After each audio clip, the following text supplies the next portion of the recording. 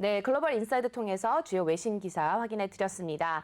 바로 이어서 좀 말씀을 나눠볼 텐데요. 어제 또 경제 지표가 굉장히 좋게 나왔죠? 네, 그렇습니다. 그냥 좋게 나온 게 아니고 너무 좋게 나왔다. 그러니까 예상보다도 다 좋게 나온 걸로 이렇게 보시면 될 것 같습니다.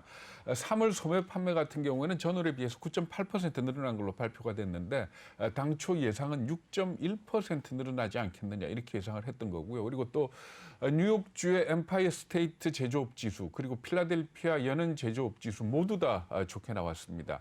예상치보다도 좋게 나왔고 필라델피아 제조업 지수 같은 경우에는 50년 만에 거의 가장 좋은 상황이다 이렇게 얘기를 하고 있습니다. 네. 또 신규 실업수당 청구 건수 같은 경우에도 무려 전달에 비해서 19만 3천 건이 줄어들어가지고 57만 6천 건으로 집계가 됐습니다.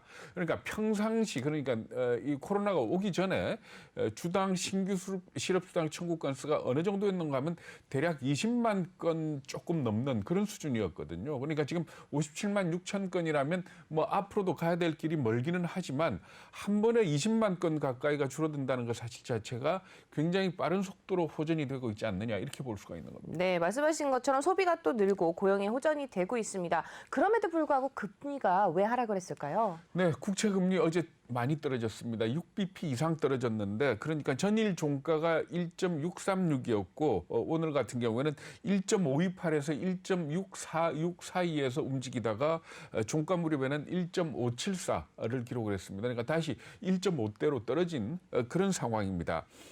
뭐 몇 가지 이유가 있겠습니다만은 어저께 30년물 국채금리 입찰이 있었거든요. 네. 모두 240억 달러치의 입찰이 있었는데 낙찰금리가 2.33% 그리고 또 응찰률이 2.47배로 집계가 됐습니다. 그러니까 여전히 국채에 대한 수요가 강하다. 이게 확인이 됐고요. 그리고 또 한 가지는 시장의 분위기가 좀 바뀌고 있는 것 아니냐라는 그런 분석들이 나오고 있습니다. 그러니까 올해 물가 급등이 나타나기는 하겠지만은 이게 추세적인 급등은 아닐 것이고 일시적인 급등일 거다. 네. 이런 쪽으로 시장의 무게 중심이 좀 옮겨가고 있는 걸로 이렇게들 판단을 하고 있습니다. 네, 금리가 왜 하락을 하게 됐는지에 대해서 좀 말씀을 들어봤고요.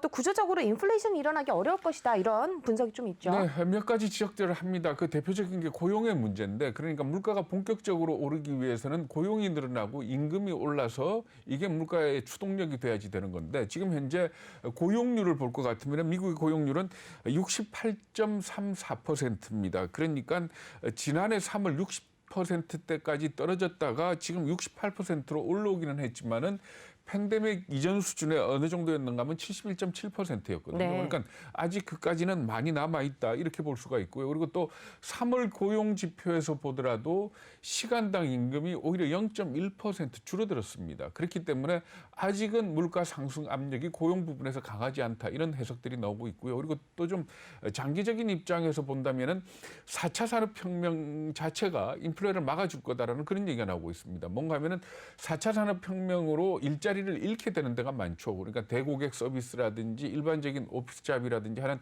이런 것들에서 줄어드는 일자리의 숫자가 미국, 일본, 영국, 중국 해가지고 8개국에서 대략 2030년까지 한 1억 개 정도의 일자리가 줄어들 거다. 이렇게들 예상을 하는데 대신에 헬스케어라든지 하는 이런 부분에서 늘어나지 않습니까? 그렇죠. 그런데 여기에 적응을 하지 못하고 일자리를 찾지 못하는 사람들이 늘어나기 때문에 아무래도 이 고용 쪽에서의 압력은 좀 덜할 것이다 이렇게 얘기를 하고 있고요. 그리고 또 한 가지는 유동성이 많이 늘어났지 않습니까? 그러니까 인플레를 주장하는 사람들 중에서 돈이 많이 풀렸기 때문에 결과적으로 물가가 오를 거다 이렇게 주장을 하는데 이것도 다른 측면이 있다는 겁니다. 뭔가 하면은 유니콘 기업들, 네. 우리 쿠팡 같은 경우, 그렇죠. 쿠팡이나 아마존 그렇지만은 이 유동성을 바탕으로 해가지고 지금 물건값 내리기 경쟁을 하고 있지 않습니까? 네. 이게 결국은 물가 상승 압력을 막아준다 하는 그런 얘기를 하고 있고요. 그리고 또 반대로 이 유동성이 많이 풀리니까 당연히 망해야 될 기업들이 안 망하고 있습니다. 좀비 기업들. 네. 이 좀비 기업들이